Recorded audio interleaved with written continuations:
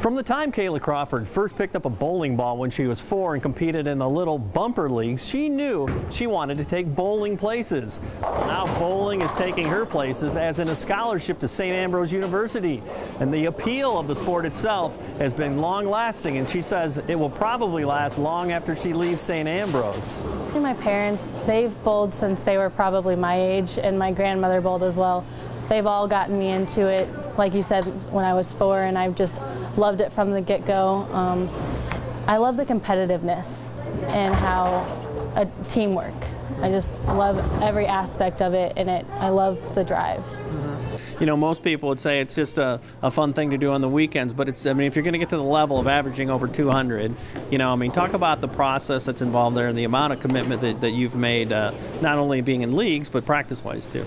You have to dedicate yourself every day of the week, even weekends. I have tournaments every weekend, and they just, before school you have to work on your mental game, after school you have to work on your physical game and your mental game, and then put it all together for the tournament that weekend.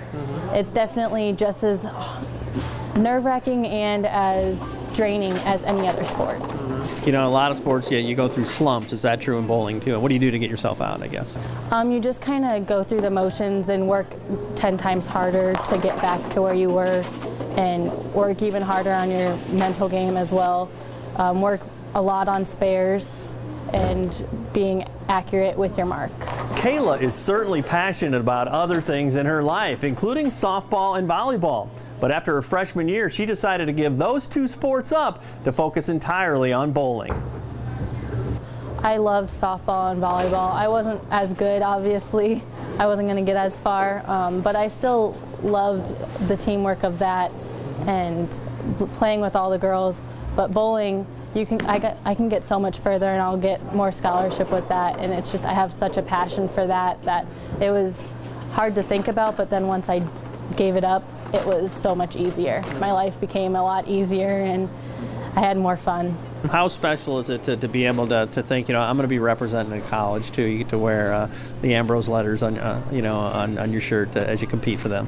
It's going to feel amazing to be able to know that I'm at that college level and to be able to represent Ambrose in such a great manner. My dad's also the coach there, and him and my Eric Littig and my father, Craig Crawford, they've both coached me. My dad my entire life, and Eric helped out a few years. It's great to know that the people that have coached me my entire life will be my coaches at college. Well, we're excited that you've been involved with FCA at UT for all these years too. I mean, how did it affect your high school experience to be involved with the Fellowship of Christian Athletes? It affected in a huge way, a great way, my high school experience. FCA has been a huge part of my life. I pray before every tournament. I go to as many FCA meetings as I can. I'm a leader. Hey, I hope you can join us for a couple of great events coming up with ILLOWA FCA, including our Night of Champions on April 24th at the iWireless Center. We'll also be having our 5th annual Sporting Clay Shoot on May 9th. For more information, you can contact me or check out our website at illowafca.org. With the FCA Story of the Week, I'm Dan Pearson.